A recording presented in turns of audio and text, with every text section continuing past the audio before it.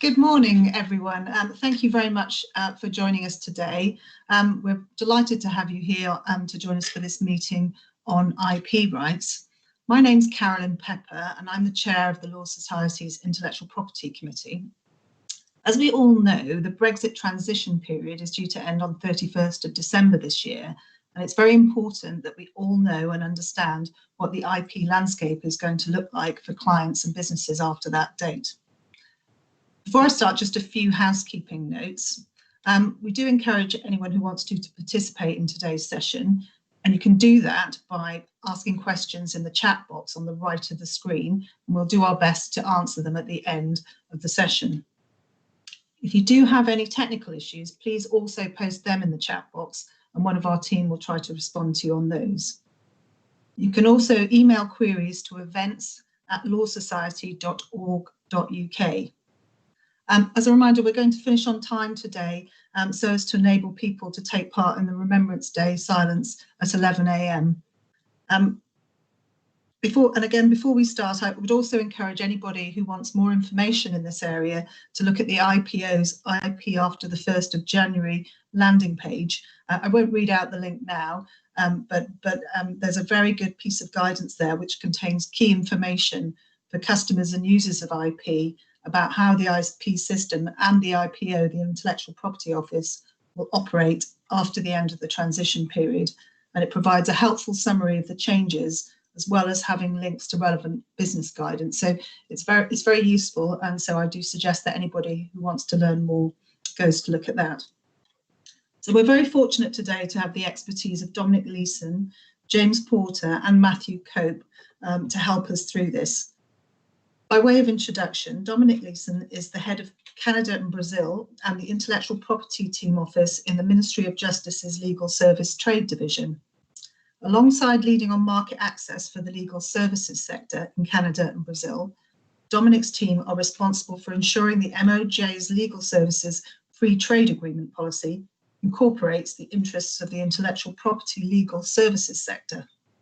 Dominic has been working in the Legal Services Division on Brexit and international trade policy for over 2 years now. We also have with us James Porter. James Porter is currently the Acting Divisional Director at the Intellectual Property Office. He leads the Policy and Legal Division, and he has responsibility for UK policy and legislation across patents, trademarks and designs. His most recent legislative work has been on aspects of IP law affected by the UK's exit from the EU. And his current focus continues to be on exit and trade-related matters. James joined the office as a patent examiner following a PhD in condensed matter physics. We also have with us Matthew Cope. Matthew took over responsibility for the IP enforcement team at the UK IPO in May 2014, but he's worked for the IPO for nearly 20 years now. A mechanical engineer by training, Matt originally joined the IPO as a patent examiner before moving into areas including corporate strategy, copyright reform, and digital and online issues, before most recently moving to IP enforcement. Matt's the Deputy Director in charge of IP enforcement, and is responsible for several teams of policy staff, as well as outreach and education initiatives, legislative reform, and the IPO's IP Crime Intelligence Hub. So we have a fantastic team of experts here to help guide us through this, and welcome to all of you. Now, I know that Dominic and James would like to give a few opening remarks. So I'll hand over to Dominic now to give some opening remarks as an introduction to this session. Thank you. Thank you very much. Good morning, everyone. Before I hand over to James, who will provide a bit more of an introduction into intellectual property specific areas, I thought it would be worthwhile just to provide a bit of an update on the legal services sector as a whole and what the impact of the end of a transition period will be for the sector. So at the end of a transition period, the UK would no longer be part, and regardless of the outcome of the negotiations of future trade agreement, this means that the rights that lawyers currently have under the single market rule to provide services across the EU will cease to apply.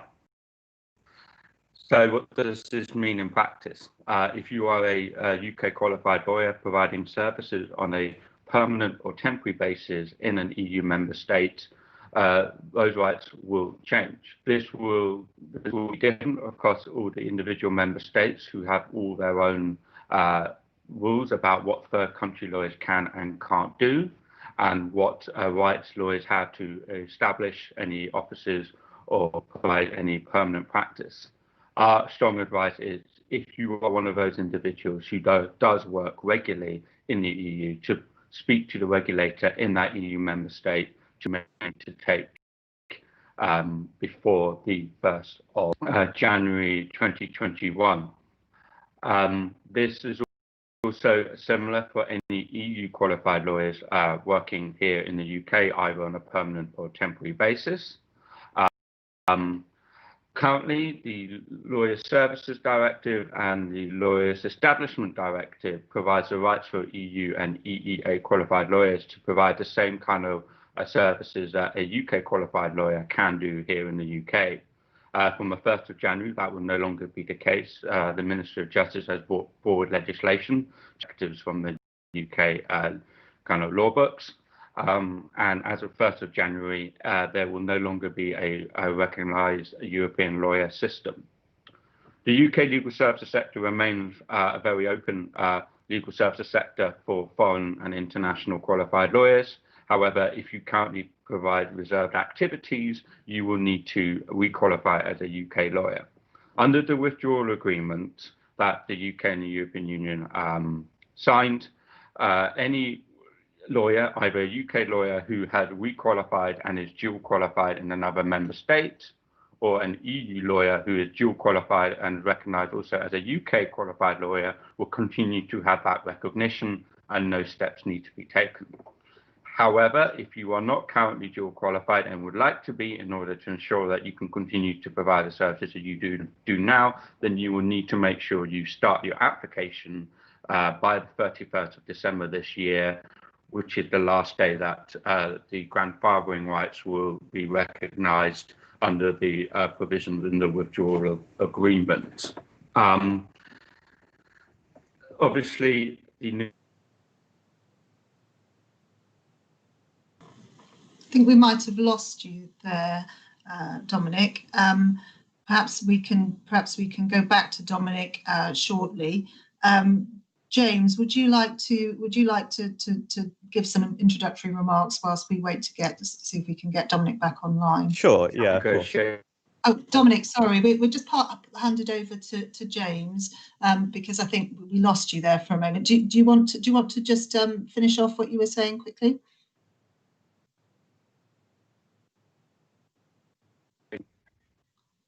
Sorry, apparently you lost me. We did. Can you do you want to finish off what you were saying, Dominic? I think you're still on mute. Do you want to just finish off? Okay, maybe we'll have James. Do you want to go ahead? Yeah, I will. Thanks. It looks like he's left the meeting temporarily. He's obviously got issues. Right. So just turning a little more towards IP for a moment, I thought I'd just set the context of the issues that we're looking in a bit more detail. And I've presented this before as just a bit of a jigsaw puzzle with 4 pieces. So just very quickly, I think if we're thinking about the legal framework and the IP framework after the 31st of December, then there are 4 pieces in the jigsaw. The first is our obligations under the withdrawal agreement. And you will probably be aware that there are a number of articles in the withdrawal agreement dealing with IP, and mostly they're concerned with obligations on the UK to ensure that existing EU IP rights or rights holders are given equivalent protection in the UK. So we can come on and look at this in a little bit more detail, but essentially in relation to EU trademarks, registered community designs and unregistered design rights, there are obligations on the UK to provide comparable protection for rights holders in the UK once the UK has left the EU systems. The second piece in the jigsaw is retained EU law. So you'll be very familiar with the idea that the Withdrawal Act repeals the European Communities Act, but brings over and retains onto the UK statute book EU law, which had direct effect here up until December. So there is a huge body of retained EU law, which is moved across at 11 p.m. on the 31st of December. and becomes domestic law. So whether that's regulations or directives, or also includes UK implementing legislation that has been made under the European Communities Act to underpin that EU legislation. It, generally speaking, all gets retained unless arrangements have been specifically made otherwise in certain cases. For IP, there were 6 instruments last year which adjusted that retained law to make it work correctly as part of a package of well over 600 instruments that government brought forward to do that job across all of retained EU law. So there were 6 last year which made adjustments to, for example, the retained SPC regulations or other the Biotech Directive or trademark or design EU law that's been retained to make sure that it worked correctly. Since then, of course, we've been in a transition period. So there's been further EU law developed, which will then be retained at the end of December. So there's been more recent legislation by government to make sure that that also is fixed and works properly, and updating the swathe of last year's instruments to make sure that everything works properly for the end of December this year in terms of that retained law. The third piece in the jigsaw is the Northern Ireland Protocol. If you're a purist about this, you'll say, well, that's part of the withdrawal agreement, but we can think about it slightly separately.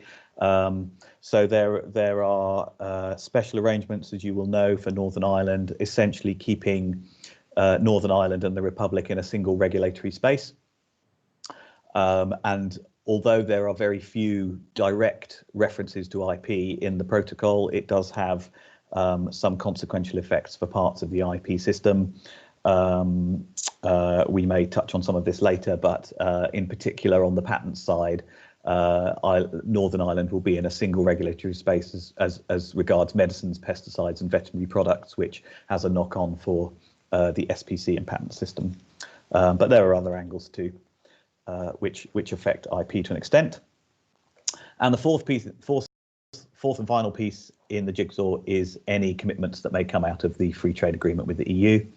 And as already been noted, of course, that is still an ongoing negotiation. So that's the least certain piece of the 4.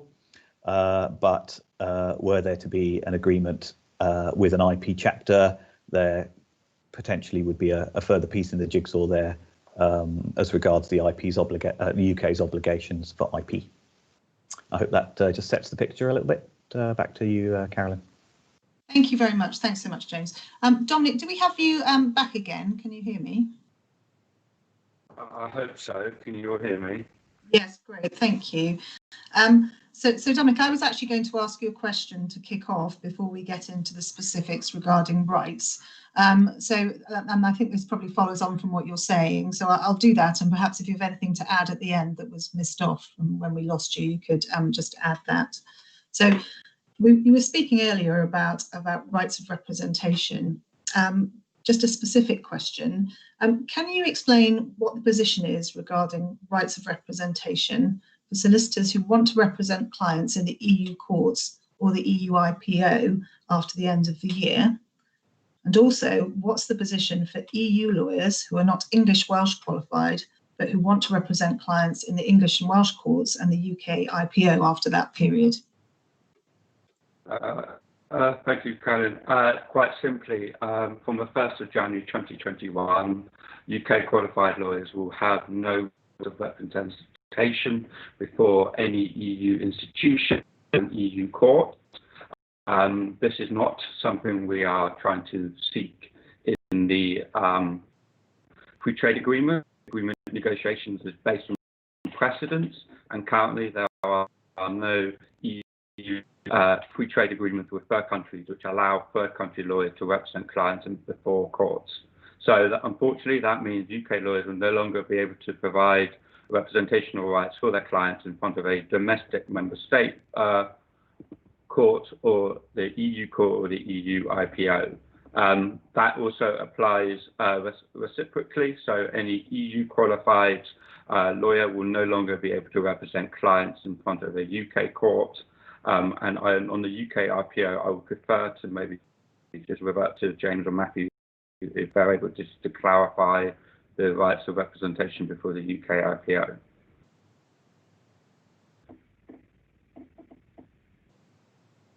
apologies. Is there anything you want? We lost you. No, I was told it was only 30 seconds, so no, it was just obviously, as James mentioned, the negotiations are still ongoing. Brilliant. Thank you so much. Thank you. So moving on to the more specific IP rights, we'll start with trademarks. And this is a question, I think, for James. James, what advice should solicitors be giving UK businesses on how to protect their trademarks in Europe and in the UK going forward? So the key point here looking forwards is that, of course, the systems are split now. So from the 31st of December, the UK will be leaving the organisation of the EU IPO and the EU-wide trademarks system. So the key point here is that there will then be two processes. There will be a process to apply for an EU trademark at the EU IPO, which will cover all the remaining EU member states, and there will be a process in the UK to apply for a UK trademark under our domestic system. As far as fresh applications goes, that's straightforward, I guess you could say, and works essentially as it has always worked. The key point is really about how existing trademark holders continue to protect their marks. And this comes back to the point I touched on briefly discussion, which was that they will be given a comparable, holders of EU trademark rights, which of course cover the UK at the moment, will be given a comparable UK mark. It will be put onto the UK register at the end of the transition period. There will be no process involved for the rights holder, no fee, no administration. It will be automatic, and the data of well over 1 million EU trademark rights will be passed to the UK IPO by the EU IPO at the end of the transition period. And obviously there's then a big implementational job for us, but that's what will occur. So there'll be that automatic right in the UK. It will retain the key dates associated with the EU right. So the filing date, the priority date, the term of protection will be the same. All of those will be the same, but of course it will be a separate legal right from that point on. So it will need to be renewed separately from the remaining EU mark. And just briefly, there will be, to be aware of, there will be a link between any revocation of the later revocation of the mark in the EU and the comparable UK right. So there will be a process whereby if the mark is invalidated later in the EU, because proceedings are currently ongoing there, then the comparable mark in the UK may be invalidated too. Thanks, James. And then what advice should solicitors be given EU businesses on how to protect their trademarks in the UK going forward? I think you've sort of covered that. I think it's really the same. Yeah, I mean the system applies equally to businesses based in the UK or the EU. I mean, you know, the above answer applies to anyone in the world who wishes to seek protection in the EU or in the UK after December. What I've set out just then applies equally to everyone. Brilliant, thank you. And then how about people who are in the process of going through an EU or UK trademark application, which is still pending on the 1st of January 2021? What happens with regard to those applications? So for pending applications at the EU IPO, there is no automatic transfer of a pending application to the UK, but the applicant has 9 months from the end of the transition period to make an equivalent application at the UK using the usual process. Forms and UK forms and fees will apply, but if they do so within the 9-month window, then again filing and priority dates from the EU IPO will be preserved, and the application will go forward in the UK on that basis. Great, thank you. And so you've mentioned no fees for the transfer over of the EU marks to the comparable mark. Are there any other fee, and there are fees, I think you're saying, for the application, for people who have applications, is that right? Correct. So you'll be making a UK application, so the usual processes for applying will apply there, and the fees will apply. But because you're invoking the 9-month window and saying that it's coming off the back of an EU one, the key dates will be preserved. The filing and priority dates and seniority dates, if relevant for a trademark, will be preserved. But yes, there will be the domestic fees. Excellent, thank you. And in terms of deadlines, really, the thing to look out for is the 9-month period for applications. Is that right? Absolutely. Absolutely, and obviously the IPO will. I mean, this is all on our public guidance, but as that deadline looms towards the autumn of 2021, there will be further publicity and guidance and comms, just reminding users, applicants at the UIPO that this deadline is looming, and they need to get those equivalent applications into the IPO by that deadline. Thanks very much, James. That's very helpful. So moving on to designs, James, I think this is another one for you. What's the status of community registered designs and UK registered designs after the 1st of January? And what advice, again, should be given regarding pending applications on that date?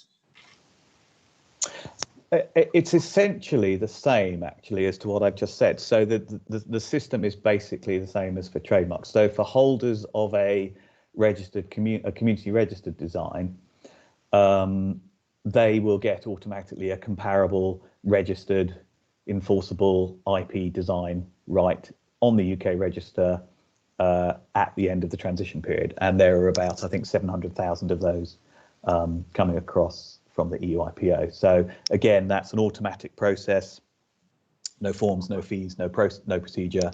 The registered right will just come into force at the end of the transition period.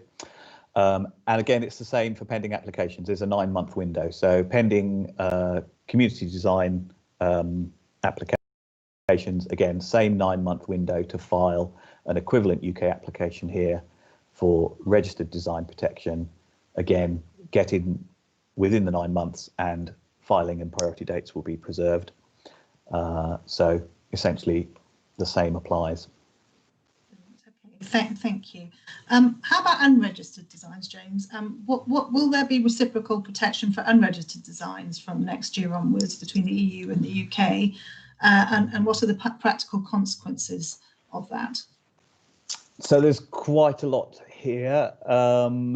Firstly, generally on unregistered designs, the first thing to say is that holders of the unregistered community design, current holders of the unregistered community design, will get created in UK law an equivalent enforceable UK right.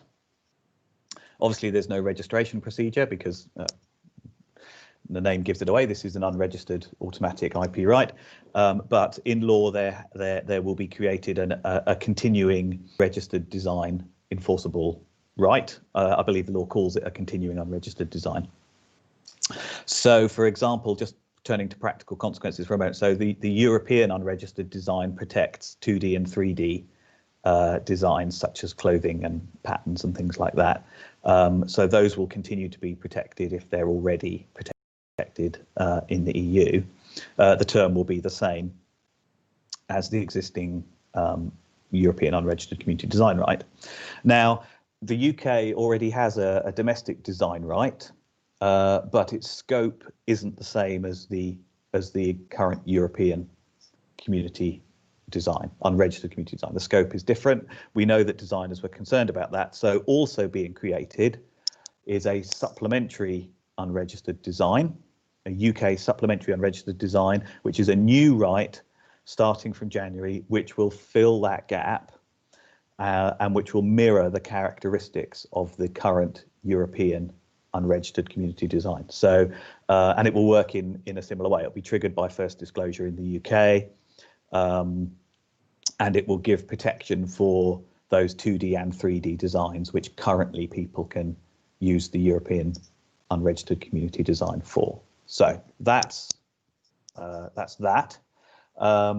Now, your question about reciprocity, well, it was something which the UK was seeking in the FTA with the EU, and unfortunately, we're able to say that that's not been possible to agree. The EU weren't in a position to take forward a discussion about agreeing reciprocal recognition of disclosure, and it was something that we weren't able to progress. We are very disappointed about that. We know that users are very disappointed about that. We've been speaking to the design community about it.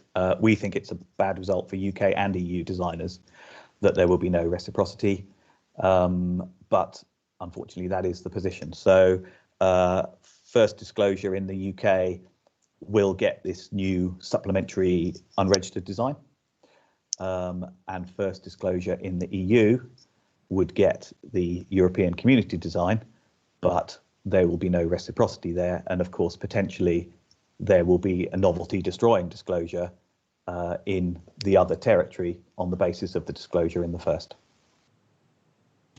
Thank you, James. So basically, I think businesses will have to choose where to disclose on that basis, where to take the risk. Businesses may well have to choose, although businesses are thinking very hard about mechanisms of simultaneous disclosure. Okay, brilliant. Okay, that's really helpful. Thank you. Just a couple of questions coming in on the chat. James, I think this is one for you. Will overseas attorneys be able to represent clients at the IPO going forward? So there are two slightly different things here, because the IPO has no restriction on rights of representation per se, so anyone can represent an applicant, whether that's a friend of the applicant or a business advisor or a patent attorney or a lawyer or anyone else. So that doesn't change. But the IPO does have a requirement for an address for service.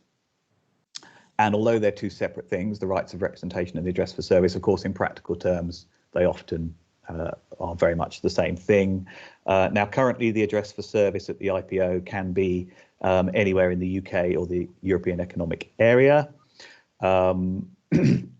We've run a call for views on whether that should be restricted to the UK only after the 31st of December. And we're conscious of some very strong views about that. And we're working hard towards effecting a solution to the issue by 31st of December, but watch this space. Great, thank you. And one more question before we move on to patents. Where an application still going through the EU IPO, the question is, will the client's own name be substituted for the solicitor's as representative if no action is specifically taken to appoint an alternative rep? You may not know the answer to that, but no, sorry. I mean, I think we're getting into the details of acting before the EU IPO after the 31st of December, which I think it would be not right for me to start giving guidance on. Sorry.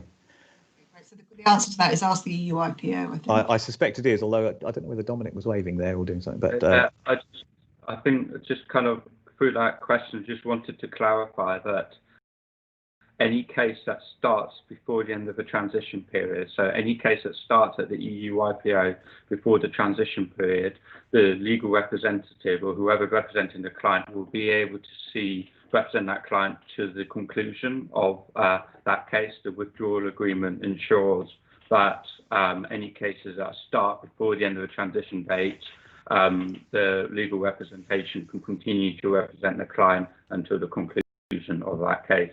So the rights of representing clients before any EU institution only ends for new cases that start from the 1st of January 2021.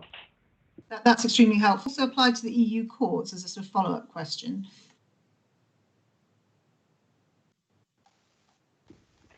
Sorry, could you repeat that? I didn't quite catch that. My apologies. Just as a follow-up, does that also apply to the EU courts for pending cases? Yeah, that applies across all courts. Yes. Thank you very much. Thanks, Dominic. Okay, James, back to you. Moving on to patents. Can you tell me what effect, if any, will the end of the transition period have on patents and on the European Patent Convention?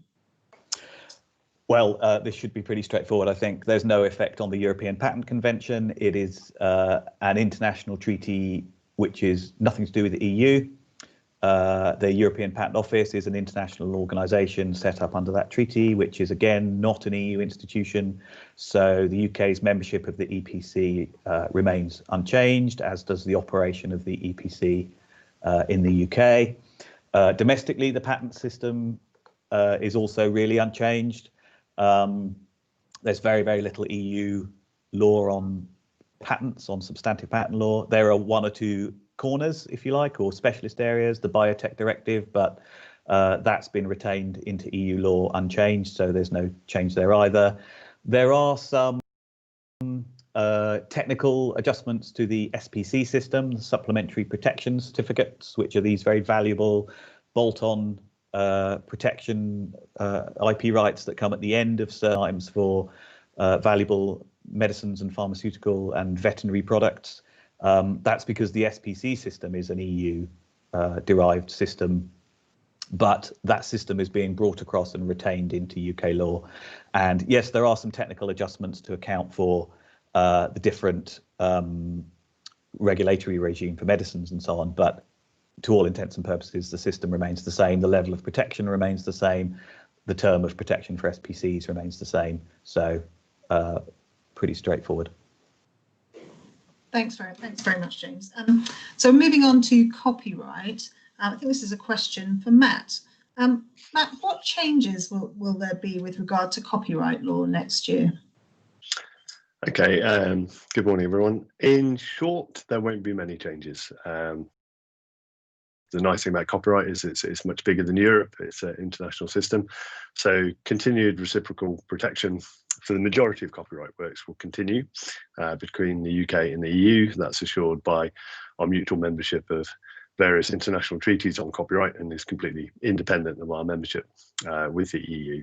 There are some limited arrangements for copyright, which are unique to EU member states. Thinking of things like cross-border portability of online content services, copyright clearance for satellite broadcasts, and reciprocal protection for sui generis database rights, where they will no longer function properly after the end of the year. So they will either cease, or in some cases, they will continue to apply on a purely domestic basis. For example, the sui generis database right will continue to be protected in the UK by separate domestic legislation after the end of the year. So the caveat to all of that, of course, is that we are still in negotiations with the EU. Copyright is included in the FTA, in the IP chapter, and there are elements there which are still subject to negotiation. Unfortunately, I can't comment any further on those while the negotiations are still technically underway. But the big picture won't be substantial change. Thanks very much, Matt. And my next question is about parallel imports. Maybe the best way to start is perhaps, in case there are people who are not entirely familiar with parallel imports, just to explain a bit about what that is, and also what checks companies will have to make with regard to parallel imports going forward from the beginning of next year. Yeah, of course. So this is a huge issue in the IP space arising from our separation from Europe. We have a system many of you will be familiar with called the exhaustion of rights, which basically says that once goods have been placed on the market in a certain territory, the IP rights which allow you to control that first sale are considered to be exhausted. This means that other players, other companies can come along and buy those goods, move them around within that territory, and you, as the IP right, the importation or the distribution of those goods using your IP rights. We're just talking about genuine goods here, so counterfeit goods are sort of regulated separately, but this is intended to encourage free flow of goods on the secondary market within the single market, essentially. Historically, we have been part of a regional exhaustion regime within the EEA, so when goods have been placed on the market by the rights holder anywhere in the EEA, those rights are then for onward distribution, resale, and movement across the borders of the single market. Now, what happens to the exhaustion of rights after the end of the year is something that has been subject to negotiation with the EU as part of the FTA. It's still technically on the table. The text hasn't been finalised yet. But what I can say is the Commission's position on this has been fairly consistent, and it means that we will not, as the UK, continue to be part of that regional regime after the end of the year. So after the end of the transition period, the UK will move to a position where we have a unilateral exhaustion regime with the EEA. This has been put into place initially as part of our no deal preparations, but the same legislation will kick into gear at the end of this year. This means parallel goods imported to the UK from the EEA will continue to be treated by the UK legal system as they were before exit. So we are essentially putting in place a stopgap solution, so parallel imports will be unaffected in the short term. If goods have been placed on the market after exit with the rights holder's permission anywhere in the EEA, we will consider those rights exhausted as far as the UK goes. So you can continue to import those goods as parallel goods as you can now. The reason it's a unilateral, or referred to as a unilateral regime, is that the EU will not be taking the same approach. So where goods have been placed on the market in the UK, the situation is different. If they're placed on the market before exit, so before the end of the transition period, they will be considered exhausted in the EU, and they will continue to be exhausted after the end of the year. So they don't suddenly come back to life at the end of December. But if they're placed on the UK market after the end of December, they will not be considered exhausted elsewhere in the EEA. So if you wish to parallel export goods from the UK to the EEA, you will need the rights holder's permission. If they wish to restrict that activity, they will be able to use their IP rights to do that. So that's the short-term solution, the short-term situation. Goods coming into the UK unaffected in the immediate term, goods flowing in the other direction may be restricted. We will, in the slightly longer term, be looking at changing to a new UK exhaustion regime. There are various options for us, an international regime, a national regime, or some variation. We're consulting with businesses, gathering as much economic data as we can, so we can put recommendations to ministers in the first half of next year. There will be a public consultation, probably end of January, February sort of time next year, and we'll make sure that's well publicised. There is a political momentum to move to a new system longer term, as soon as we're able to. So that will almost certainly be well in train during the course of next year. So please do look out for that if it's something that affects your activities. And there's plenty of guidance on our webpage, and we'll obviously publicise the consultation. Thank you, Matt. So I suppose people need to be looking at their licensing arrangements post the 1st of January to check that they have the right consents in place. Would that be the advice you would give to businesses? Absolutely. We've talked to a lot of businesses over the last couple of years about this issue, and one of the things that's quite striking is there's a low level of awareness in some sectors, especially as to what goods are restricted by IP rights, where they are, without knowing it, relying on those rights being exhausted. So if you move goods that are protected by other people's IP rights in that kind of secondary market, parallel trade, even if it's part of your supply chain, we recommend that you look at what rights are covering those goods, and talk to the rights holders and see what they are likely to do after the end of the year. Thanks for that very, very useful, very practical advice. So going on to cases and proceedings again, Dominic, a question for you. What's going to happen? Will the English and Welsh courts follow EU case law in this area from next year onwards? Thank you very much for that question. At the end of the transition period, all kind of EU civil judicial cooperation regimes will no longer apply to the UK and are being revoked. Our kind of future relationship with the EU in regards to recognising court judgments will be based on the Hague Conventions and the Lugano Convention 2007, which we reapplied to.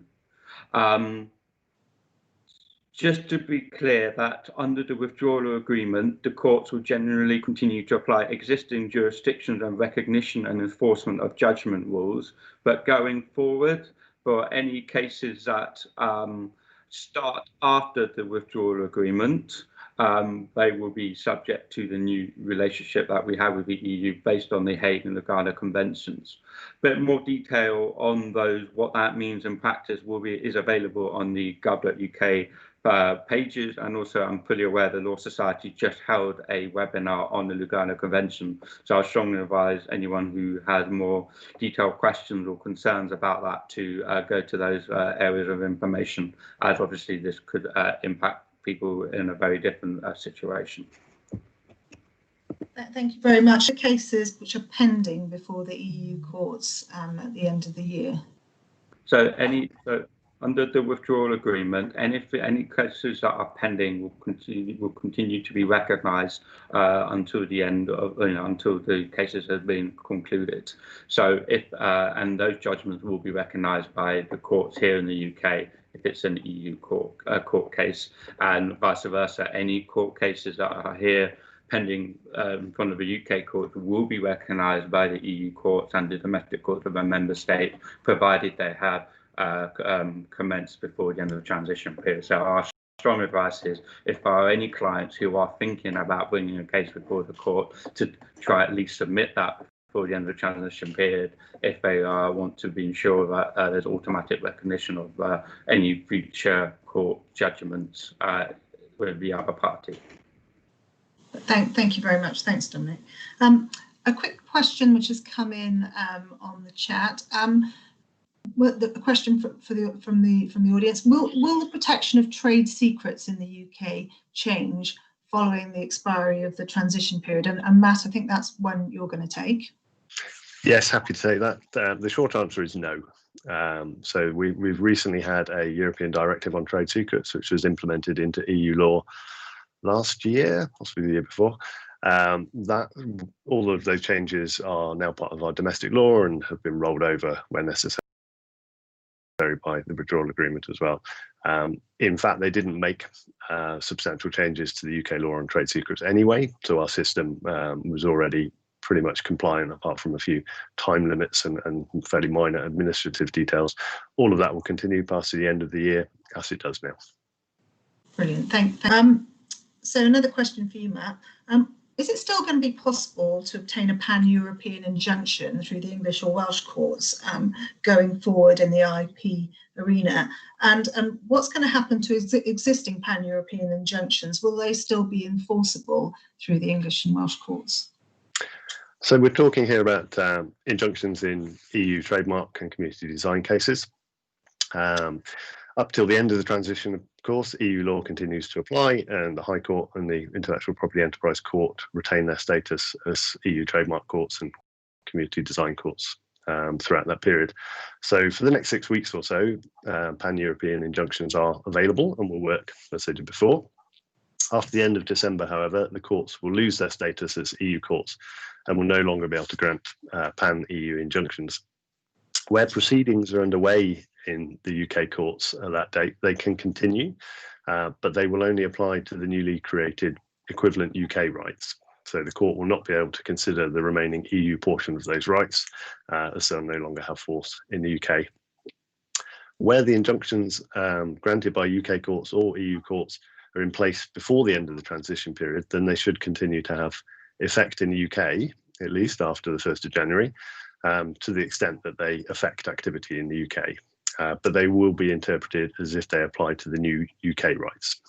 So they'll be sort of grandfathered in that sense. Where pan-EU injunctions were granted by the UK courts before exit, then it is up to the EU courts as to whether they will be upheld in EU member states after the end of the transition period. So I'd recommend consulting EU guidance on that point.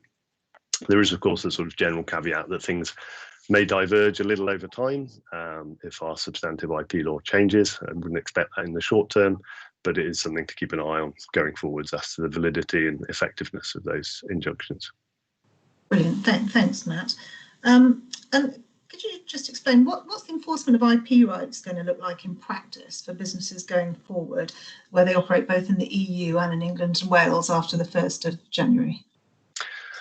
So, with the exception of the sort of EU injunctions which was covered, enforcement in the UK or the EU should continue mostly as it does now. There'll be some change to cooperation between agencies and some changes to recognition of judgments, which I think you covered yesterday in a webinar on the Lugano Convention. Some of that is still in flux. But the piece of the system, I guess, which will change most notably for IP rights holders is enforcement of IP customs authorities. I should probably stress this as an HMRC lead, and they do publish, they have published guidance on this, but to cover the basics, this is around the application for action system. For anybody not familiar with it, this is a process by which IP rights holders can request action at the border from customs authorities. Historically, these could be either union applications asking multiple member state authorities, including the UK, to intervene and stop goods protected by EU rights, such as community trademarks or designs. Alternatively, it's been possible to apply for a national application for action, which requests action solely in one country. So the obvious change is that after the end of the transition period, union applications can no longer be submitted to the Customs Department of the United Kingdom. You can't file an application in the UK and expect the German customs authorities to act on the basis of that. You'll need to file in an EU country to get that protection. Union applications submitted before the end of the transition period in one of the EU member states other than the United Kingdom will remain valid for the rest of the UK. The application will no longer apply in the United Kingdom, however. If a union application was submitted in a member state other than the United Kingdom requesting only that customs authority and the United Kingdom take action, then that again will remain valid, but it will for the member state in which it submitted.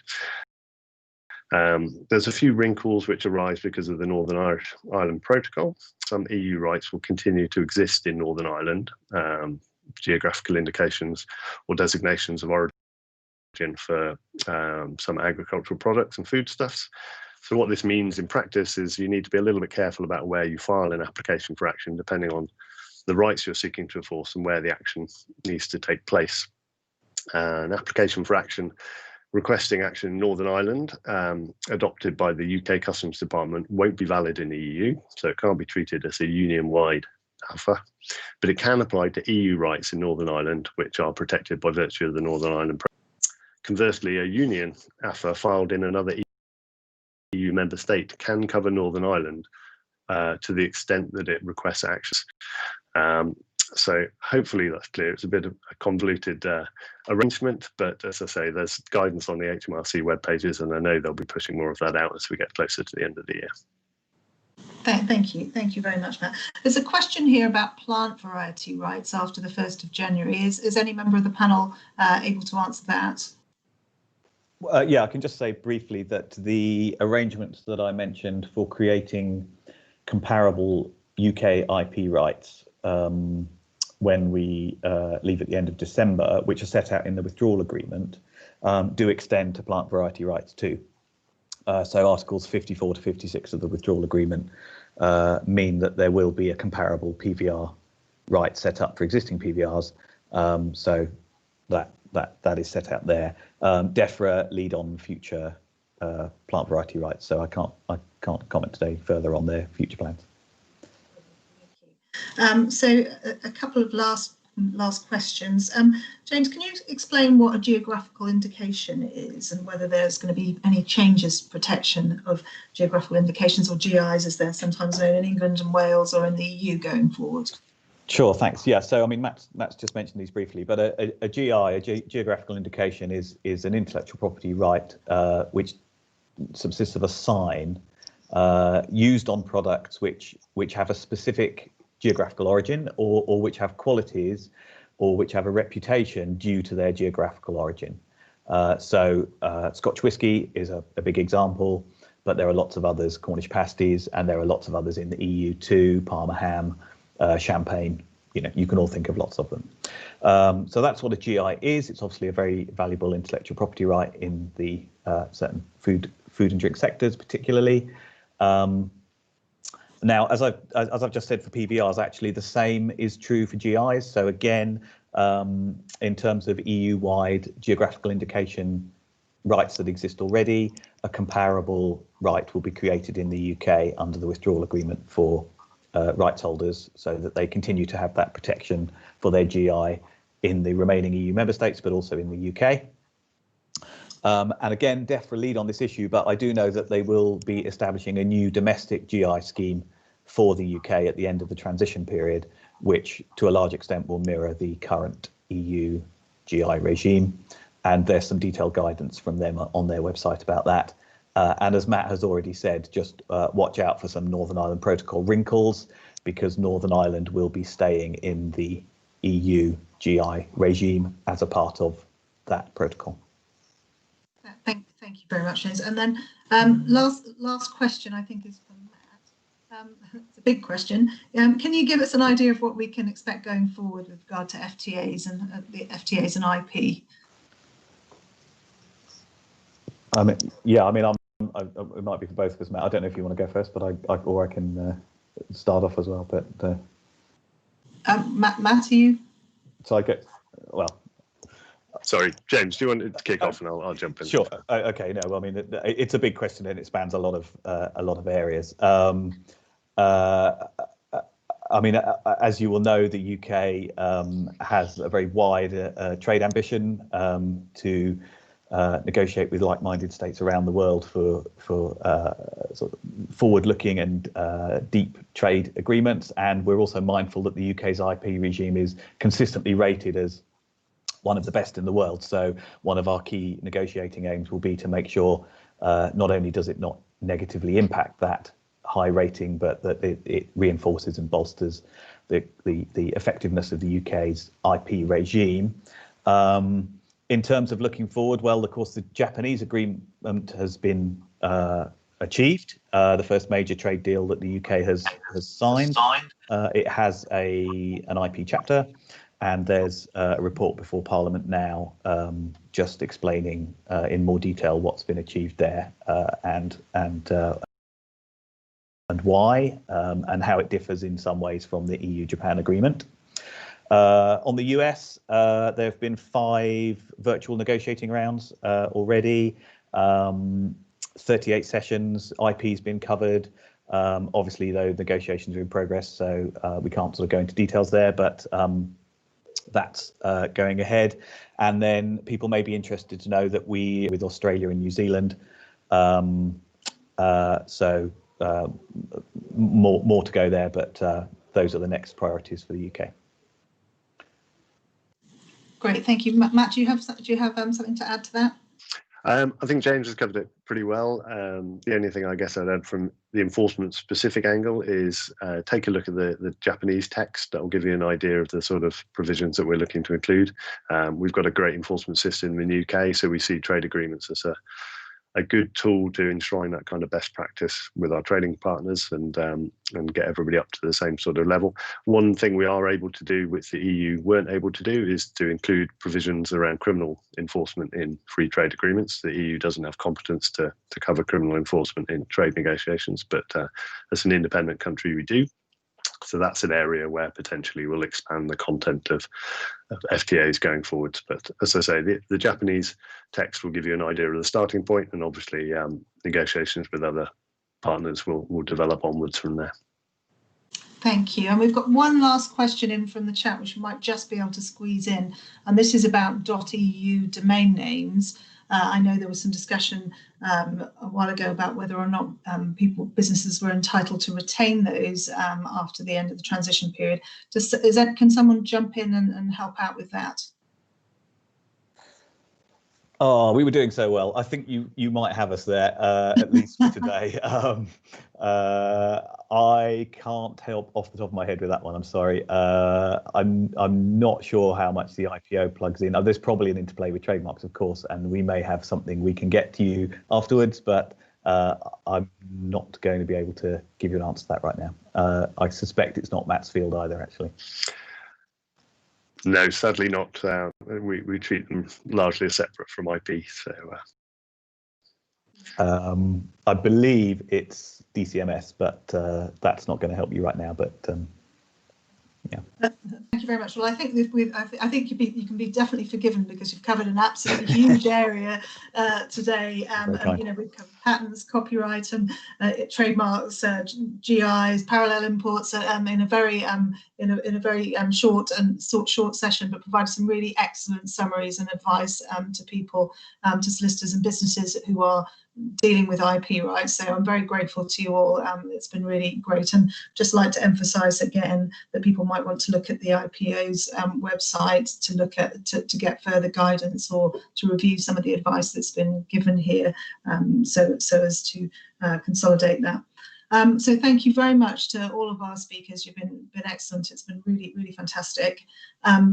Thanks very much also to everyone who's participated today. There's going to be a survey sent round after this, so we'd be really grateful if you would fill it in for feedback. The recording will be included in the email as well, but we'd be most grateful for any feedback so that we can continue to give good advice and helpful webinars going forward. Thank you very much, everyone.